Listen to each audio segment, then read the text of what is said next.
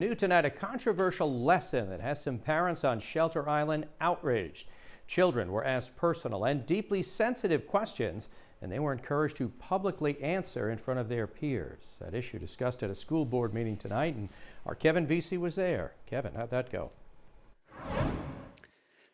Yeah, not so well, I guess, for the school board and the superintendent. Parents were really upset and outraged. A lot of them said that those questions were embarrassing and made their children feel vulnerable. So some of the topics that were asked to these kids were their sexual and gender identities, as well as potential problems at home, including talking about drug and alcohol abuse within their family. So the name of this exercise was Cross the Line, and some parents say that is exactly what it did.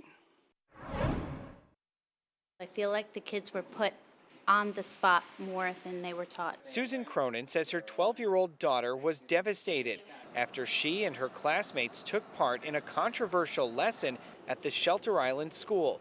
The exercise was called Cross the Line. Kids were told to line up and step forward if any of the statements said by a guidance counselor pertained to them. Some topics were political, asking if they're Democrats or Republicans, but the statements quickly got more personal, like, you identify yourself as or have been identified as fat. You or someone you know is gay, lesbian, bisexual, or transgender. And some were downright dark, including, you are a survivor of sexual abuse or sexual assault, and you hate yourself.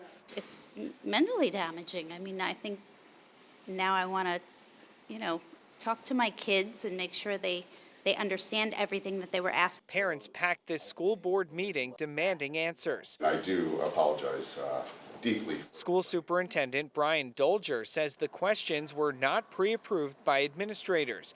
He says the point of the lesson was to teach kids about empathy, and he acknowledges it failed to do that. This was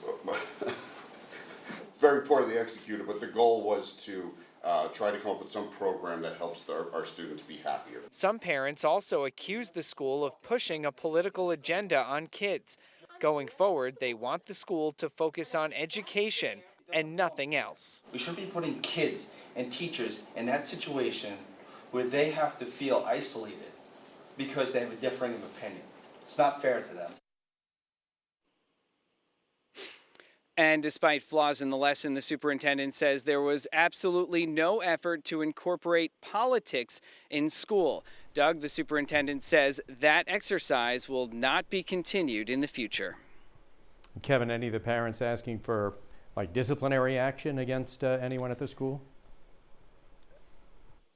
So they say that lesson was conducted by a guidance counselor in her first year, and now they're asking for that guidance counselor to be fired.